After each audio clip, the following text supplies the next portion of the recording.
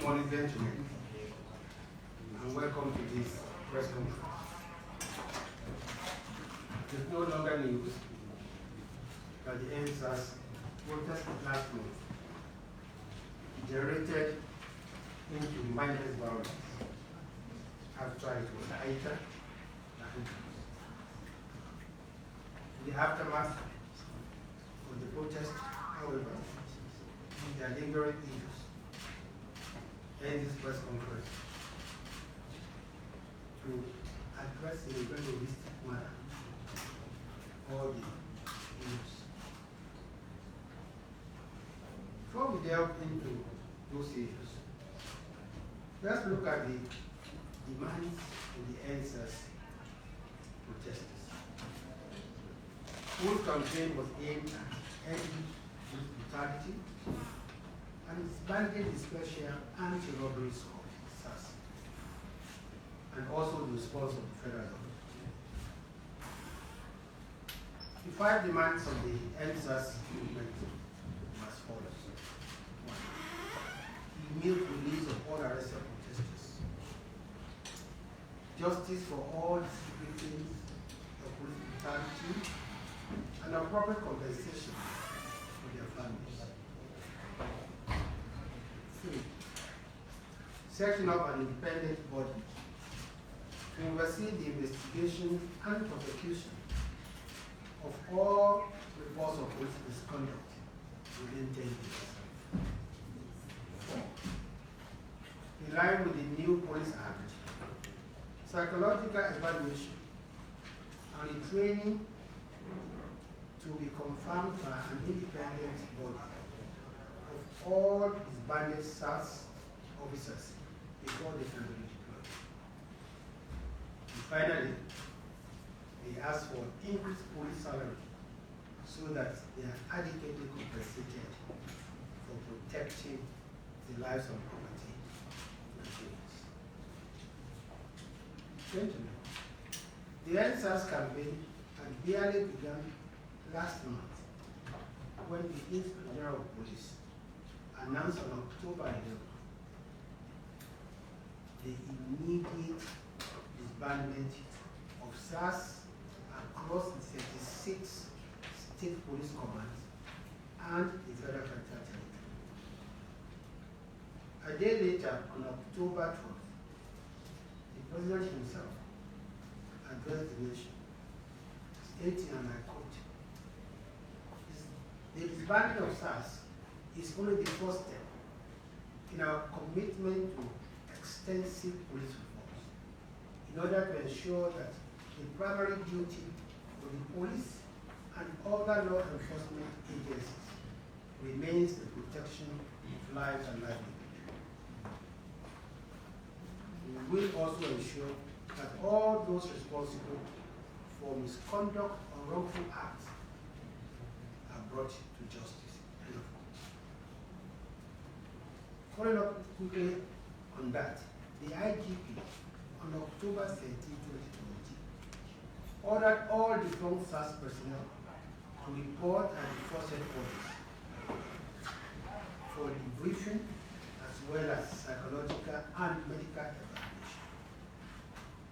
The officers were to undergo this process as a prelude to further training and reorientation before being deployed into the mainstream of the police. The medical examination was to be conducted by the newly set up police counseling and support unit. On the same day, October 13, the Presidential Panel on the Reform of SAS formally accepted the 5-point demand of the NSAS protesters. 2 days later, on October 15, the National Economic Council directed the immediate establishment of state-based judicial panels of inquiry across the country to receive and investigate complaints of police brutality or related extrajudicial cases with a view to delivering justice for all victims other police units. The panel will include representatives of youth, students, and civil society organizations, and will be chaired by a respected retired state high court judge. The panels have 6 months to complete their assignments. Other decision of NEP on the demands of the NSAS protesters as follows. State governors and the FCT ministers are directed to take charge of the interface and contact with the protesters in their respective domains. State governors were directed to immediately establish state-based special security and human rights committees to be chaired by the governors in their states and to supervise the newly formed police tactical units and all other security agencies located in their states. This is to ensure the protection of citizens' human rights. Members of this committee will also include representatives of the youth and civil society organizations, as well as the head of the police tactical unit in each of the states. The governors were also directed that the special committees for security and human rights should also set up a human rights public complaint team of between 2 and 3 persons to receive complaints on an ongoing basis. That team will be established by each governor. State governors were finally directed to immediately establish a victim support fund to enable the payment of monetary compensations to deserving victims. On the federal government's response to the police, to the NSAS demand about police salaries, the federal government directed the National Salaries, Income and Wages Commission to expedite action in finalizing the new salary structure of members of the Nigerian Police Force. Gentlemen, you can see from the above that the federal government was not only responsive, but was also very responsible in handling the demands of the NSA protesters. The 5 demands were met, some with an immediate pronouncement and others by starting the process of meeting them. Despite this, the protest continued and the demands kept expanding until the protest was hijacked, leading to unprecedented violence characterized by killings, maiming, arson, looting, etc.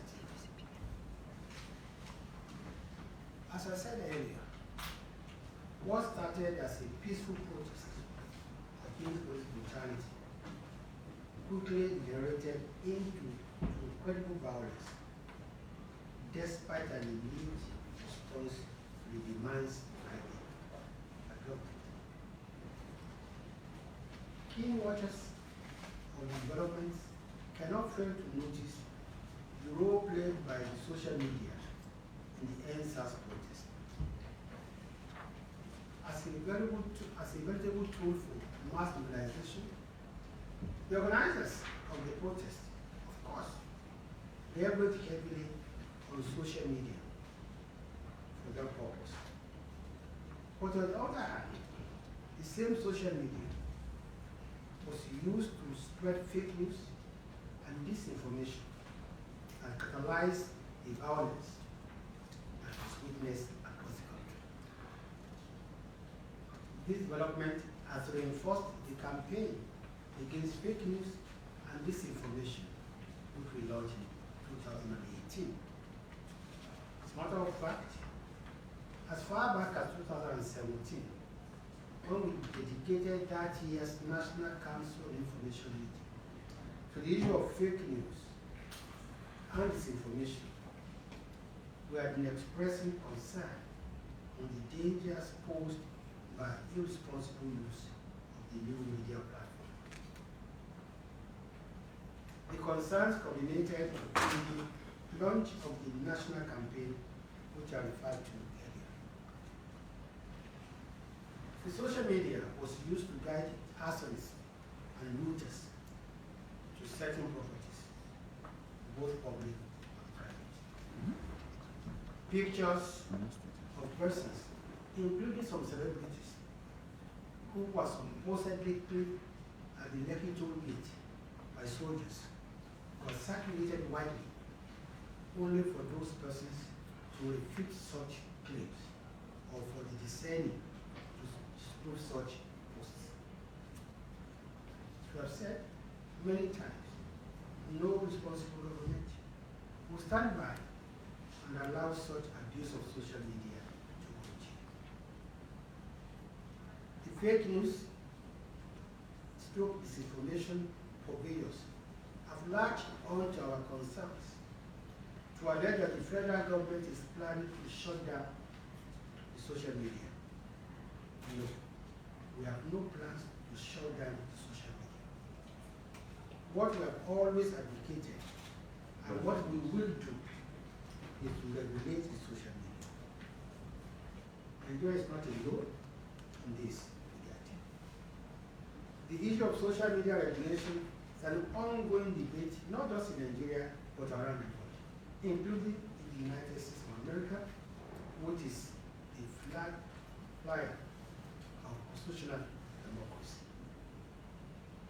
Even the owners of the various social media platforms, including Facebook, are increasingly joining the call for content regulation. Some otherwise respected opinion leaders have been playing to the gallery on the issue of social media regulation by making inciting and incendiary statements, while some other individuals and groups have been threatening fire and brimstone over the issue of social media regulation.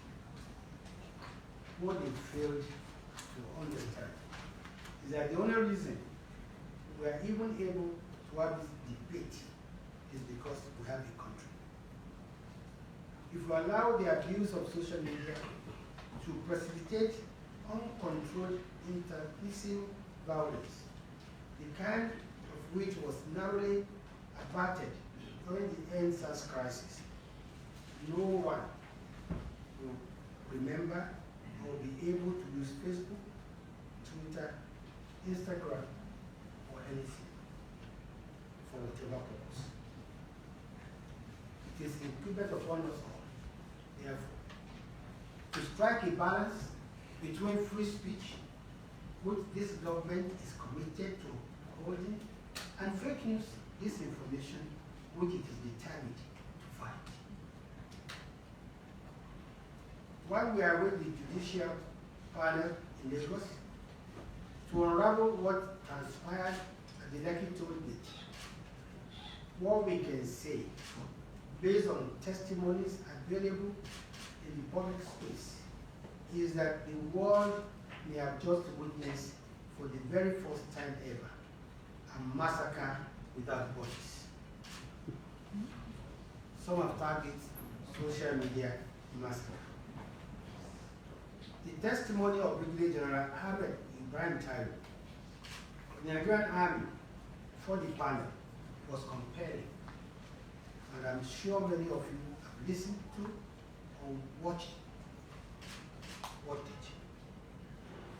The highlights for those who may not have watched the testimony are as follows. 1. Soldiers were deployed all over Lagos, including Lekki toll gate, after the other security agencies were overwhelmed on October 20th, 2020. upon the request of the state government. 2. Before deployment, the soldiers were briefed on the rules of engagement, which they adhered to oath. 3. Soldiers at the Lekki toll gate fired blank ammunition into the air. 4. Blank ammunition cannot do any damage to the flesh, not to talk of killing anyone. 5. Firing live ammunition into the crowd, as some have alleged, would have led to mass killing, which never happened. Sadly, the purveyors of fake news and disinformation succeeded in deceiving the entire world that indeed there was mass killing in Lekki. Even when till date, not a single body has been produced, and not a single family or relative has come out to say that their child or ward was killed at Lekki toll gate. More surprising and irresponsible is the fact that some people have been calling for sanctions against Nigeria or against Nigerian government officials on the basis of a hoax. This is one of the dangers of fake news and disinformation. Once fake news is out, nothing wrong with it, without looking back, even when the truth is eventually revealed. We therefore want to use this opportunity to ask those who have alleged massacre at the Lekki toll gate to go to the judicial panel to present their evidence or evidences to the world, or simply admit that they goofed and they have deceived the whole world. Like everyone else, I watched the CNN report yesterday.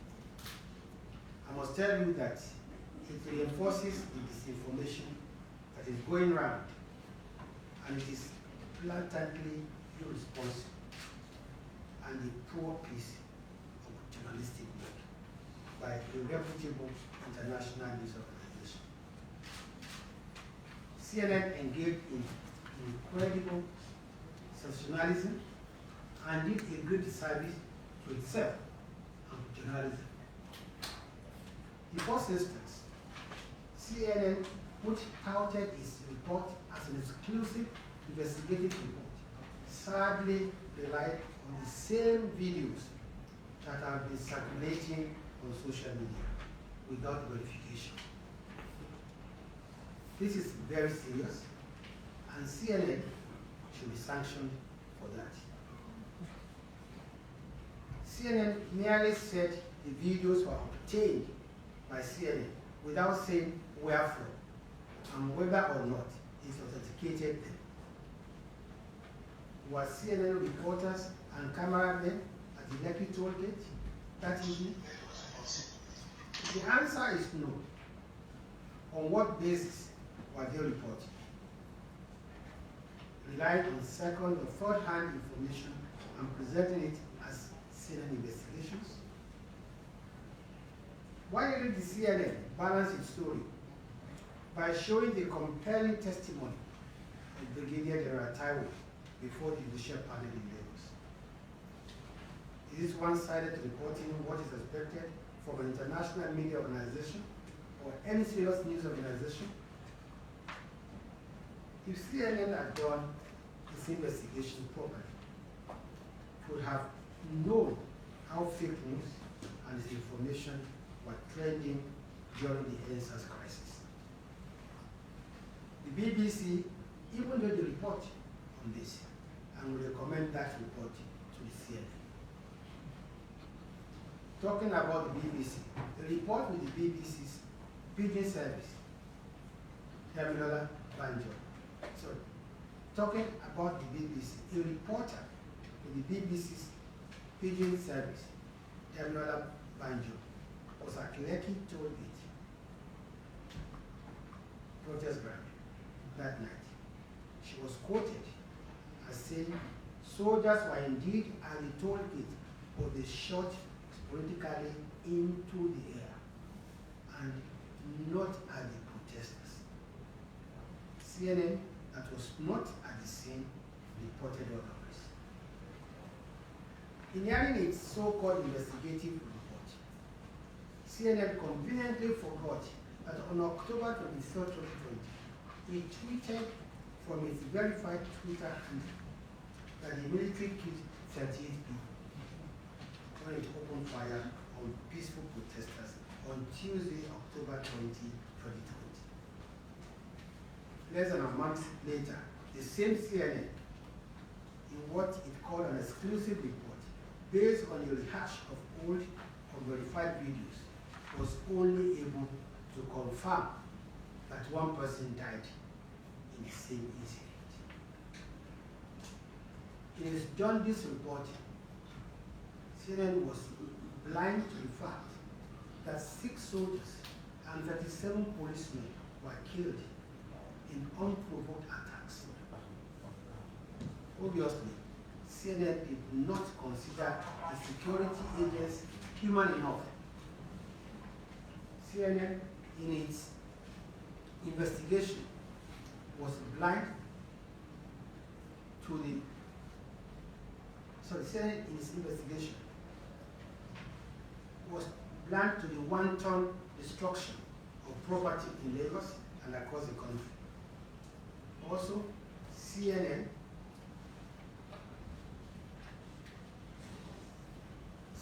instead, it went to town with unverified social media footages in its desperation to prove that people were killed at the Lekki toll gate. Again, this is irresponsible journalism for which CNN deserves to be sanctioned. We insist that the military did not shoot at protesters at the Lekki toll gate. They fired blank ammunition in the air. Again, anyone who knows anyone who was killed at the Lekki toll gate should head straight to the judicial panel with conclusive evidence of such. At this point, it is important to say that the federal government is very satisfied with the role played by the security agencies, especially the military and the police, all through the EndSARS crisis. The security agents were professional and measured in their response. Even when their lives were at stake, they exercised uncommon restraint. Their professionalism and measured response saved many lives and properties. For example, despite arresting hordes of looters during the violence in Lagos, the army treated them humanely and even cancelled them before handing them over to the police. The same cannot be said of those who unleashed mayhem on the security agents, killing and maiming them, sometimes in such a barbaric manner that is unprecedented in these parts. As I said earlier, 6 soldiers and 37 policemen were killed all over the country during the crisis. This is in addition to 196 policemen who were injured, 164 police vehicles that were destroyed, and 134 police stations that were razed. Also, the Nigerian Security and Civil Defense Corps, the Nigerian Customs Service, and the Nigerian Immigration Service all lost infrastructure, equipment, and other valuables to attack by hoodlums during the crisis. 8 medium security custodial centers in 6 states, Edo, Lagos, Abia, Delta, Ondo, and Ebonyi, were attacked with 1,957 inmates set free and 31 staff injured. Federal government will therefore not accept a situation in which some so-called human rights bodies and journalist media organizations will continue to harass the security agencies over their rules during the crisis. Soldiers, policemen, and other security agents deserve commendation, not condemnation. Except, of course, their critics are saying they are not human beings and that their own rights do not matter. It is depressing and demoralizing to continue to vilify men and women in uniform, who themselves were victims of senseless violence unleashed by hoodlums. The role of human rights organizations, in particular, became suspect after they simply ignored the brutal killing and maiming of security agents during the crisis, as well as the orgy of violence that left 57 civilians dead, 269 private corporate facilities burnt, looted or vandalized, 243 government facilities burnt, vandalized, and 81 government warehouses looted, and instead continue to dwell on the bodiless and bloodless massacre at Lekki Toll Gate. They did not see anything wrong in the public and private properties that were burnt or looted. Neither did they see anything wrong in the fact that some of the businesses that were looted belonged to struggling young men and women. All they could see in their biased view of the whole situation was a hoax massacre. Still on the alleged Lekki Toll Gate massacre, one of the purveyors of fake news and disinformation during the NSAS crisis was one DJ Switch, real name Bianiju Catherine Ude, even though she claimed to have authentic evidence of mass killings. Surprisingly, instead of presenting whatever evidence she may have to the judicial panel, she chose to escape from the country under the pretext that her life was in danger. I ask, in danger from whom?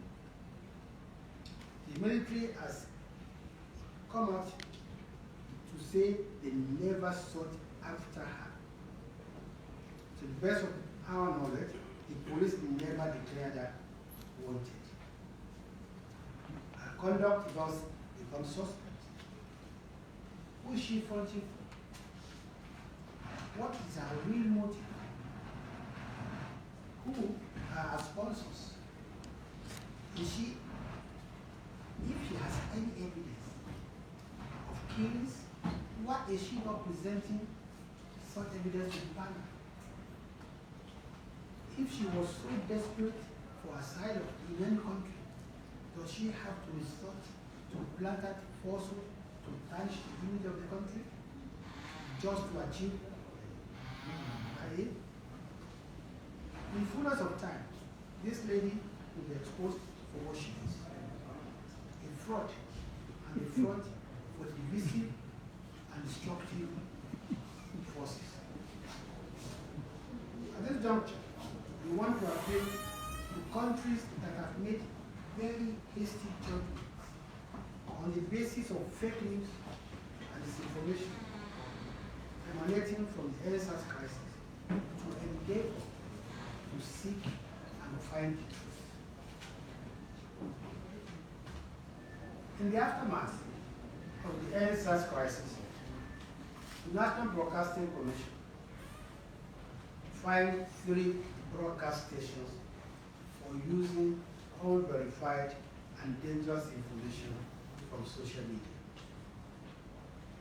Commentators, many of whom do not even know why the NBC imposed the fines, rushed to allege an attempt to stifle free speech. Unknown to them, the stations themselves know what they have done they know that we reach the broadcasting code. 2 of them have paid their fines in full, while the third has paid a part of the fine. It's an appeal for time to pay the balance. The position of the federal government is that not only were the fines justified, the MPC was indeed very lenient. It is sad to see the traditional media throwing away the age-long gatekeeping process and instead rushing to rely on the freewheeling social media, devoid of any gatekeeping for news. Sadly, there's an emerging trend today in which even the traditional media is freely using materials from social media without taking the pace to verify their authenticity. This is a dangerous trend that must be curbed in the interest of the media practitioner, themselves, the profession, and indeed the country. At the NBC wielded the big stick, some broadcast media organization would have faced more severe sanctions than mere fines. Recall that an otherwise reputable broadcast media organization had carried a fake report that the Ecumenical Center in Abuja had been set on fire during the violence that followed the protest. Though the same organization later retraced the story, the kind of reprisal attack this could have sparked is better imagined. Also, another reputable broadcast media organization featured a report that identified a maintenance worker atop a bank building overlooking the Lekki toll gate as a sniper, leading to attacks that destroyed many of the bank's branches. The organizations have not even been sanctioned for this terrible disinformation. Yet, rabble-rousers have latched on to the fines to make all sorts of baseless accusations. In conclusion, gentlemen, let me reiterate the following. A, the federal government was responsive and responsible in meeting the demands of the NSAS.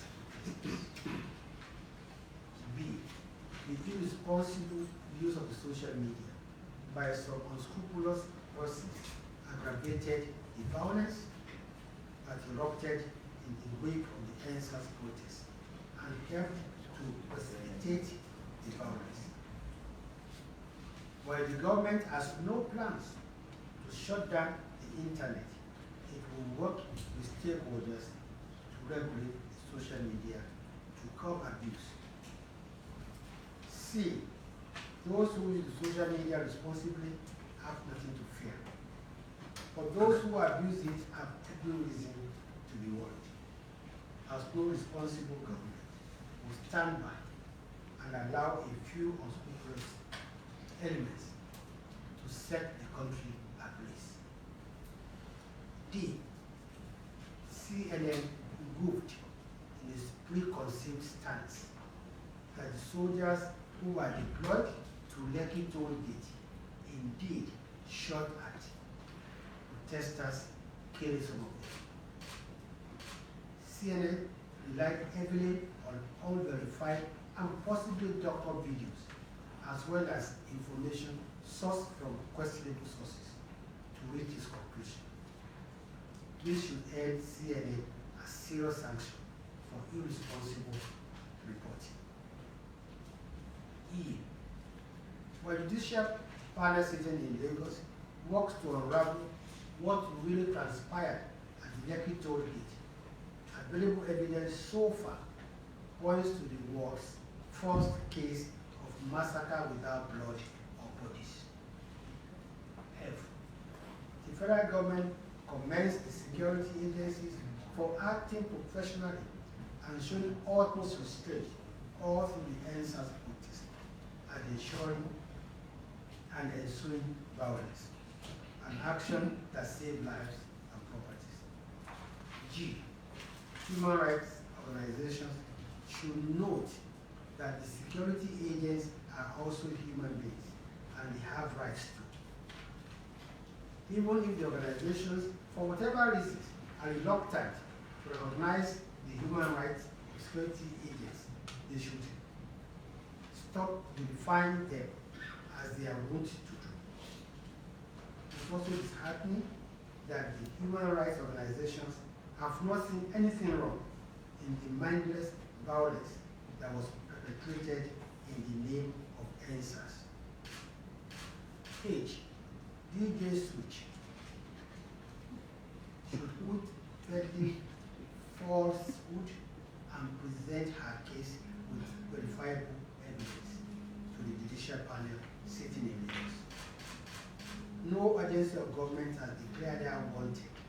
Hence, she has no reason fleeing or seeking asylum anywhere. I.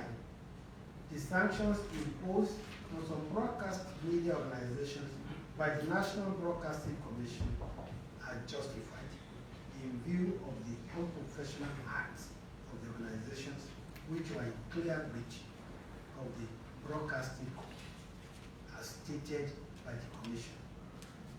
It's also imperative for the traditional media to authenticate information from the social media before pushing such to the public. Gentlemen, I thank you for your very kind attention. I will not take your questions, which will be strictly on issues I've addressed here. Thank you very much.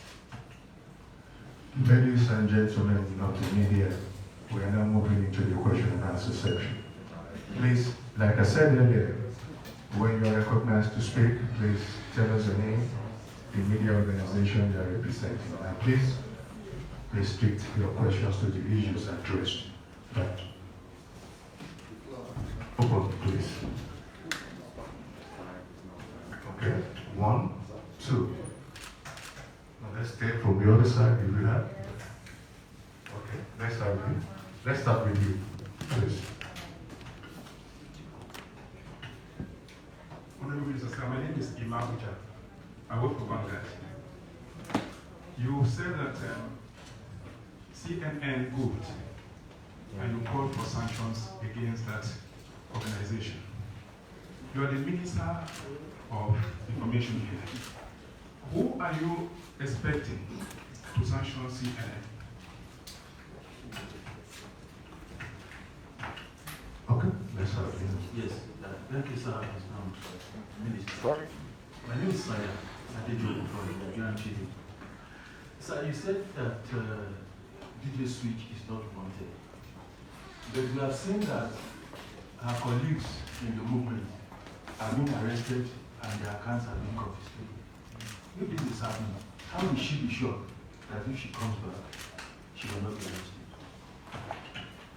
Good morning, Honorable Minister. My name is Ajak Manus. I'm a freelance reporter and I'm here on behalf of CNN. In highlighting Yami's testimony at the Federal Panel in Lagos, he said that blank ammunition is required. But could you directly comment on CNN's findings in this report, specifically about the presence of ammunition at Legislature on the 20th of October? And also, what would you say to some family members based on that report who are searching for their loved ones and are looking for answers? Honorable Minister, do you wish to just give your response before we take other questions? We need to evacuate this place. The exit to the president from Gabasher is here, so we need to. Thank you. So the first question is what are we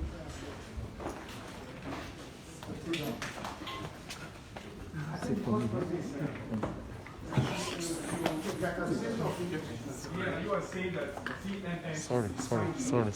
And I'm wondering who should sanction CNN or what kind of sanction do you expect? Have this as internal mechanism to discipline every staff and relatives. For our own part also, we do the next. The second question is DJ switch. That I said it's not wanted, and that you say afterward there are some people who are answers, protesters who are detained or who have been harassed by the authorities. My answer is very simple. The fact that you are an NSA protester does not grant you immunity from lawful investigation, lawful arrest. And it's on record that even some of those who have been arrested and been freed by the High Court, and even those whose accounts are being investigated, have been blocked, the CBN went to court and got proper order. And I know that even one of them whose passport was impounded has had her passport released. In other words, who was saying that we would not do anything unlawful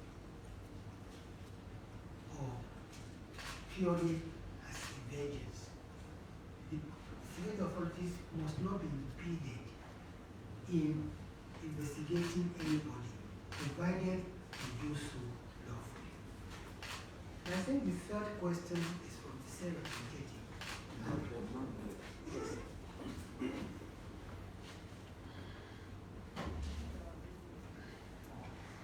Now, you see, I have absolutely no reason, without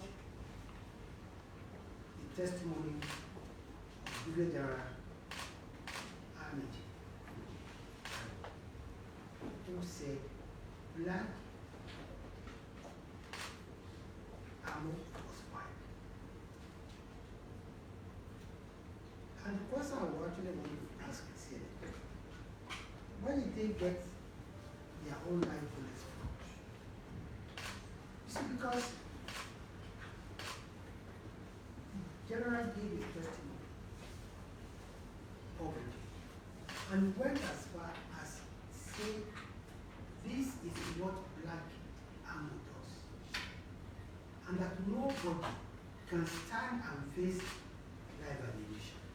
That if indeed the soldiers fired live ammunition at protesters, bodies would later be open. We never said soldiers did not go into heads. Of course they did. They shot into the air. And we want to be contradicted. Thank you very much. Yes. Okay, Mr. Aito.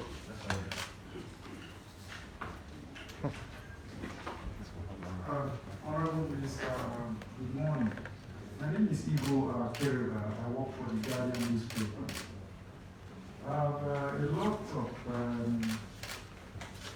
the paragraphs in the statement talked about the ongoing judicial panel of inquiry in Lagos, and that everyone is awaiting the outcome. We have also, in another breath, you have discharged and acquitted the army, the security forces, and you have said that there are no bodies. Now, is this not putting some pressure on the outcome of the judicial panel of inquiry? Thank you, sir. May I ask you, how does that pressure I said, while awaiting the outcome of the panel, as of today, this is the situation. And I say, if there's anybody who knows anybody whose son or daughter or what is missing, or who was at the toll gate Lekki on the 20th, and it's all accounted for. Such fellows should please proceed straight to the judicial panel. So how am I putting pressure on the judicial panel?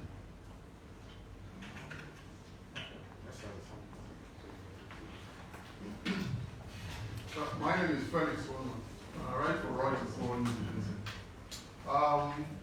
You said CNN is going to be sanctioned by government body. Should be sanctioned. Yes. What is the likelihood? What kind of sanctions are you likely going to mention? That's one. Two.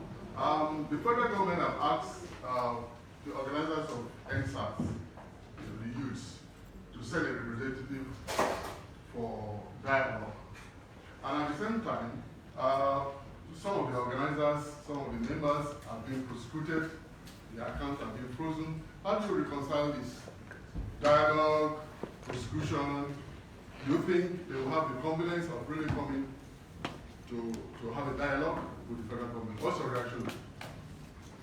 Felix, I explained with respect to the first question.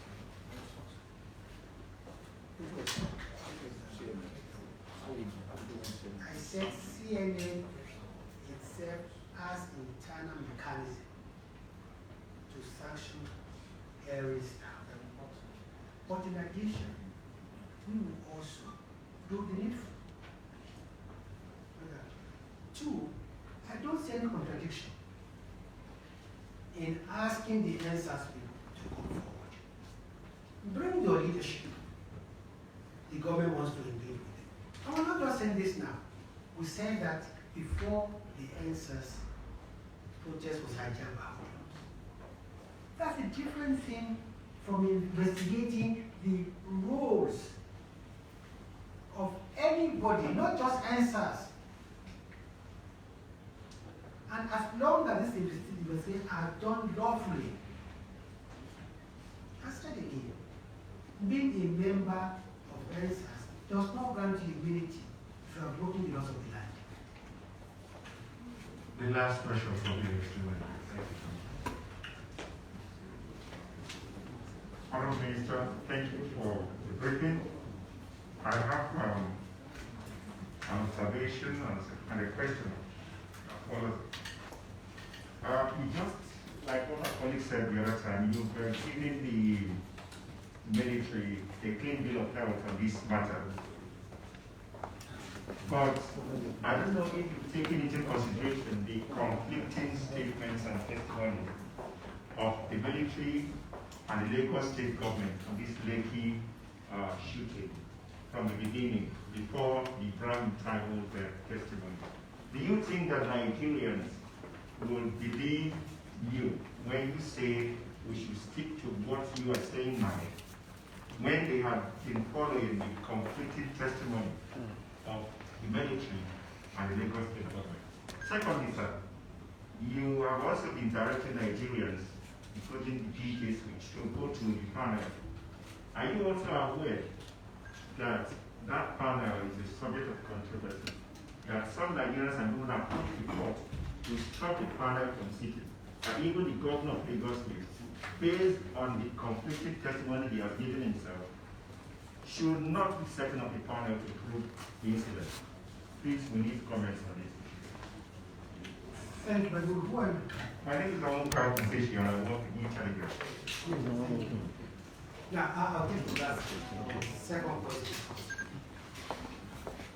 The fact that some lawyers have gone to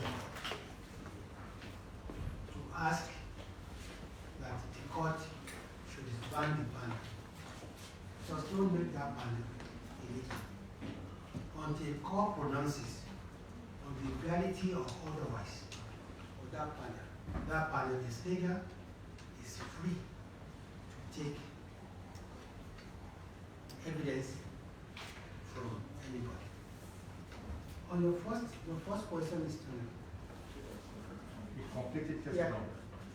Yeah, I think you see, if you listen carefully to my voice, I quoted the testimony of the brigadier And I said again, I have absolutely no reason to doubt his integrity. And I said, as of today, the only testimony before the parliament and before us is the testimony of the brigadier. And until and when his testimony is disproved with other evidence, that is the position of things. Thank you very much. Ladies and gentlemen of the media, this is the much we can take. We want to thank you for the time we have come.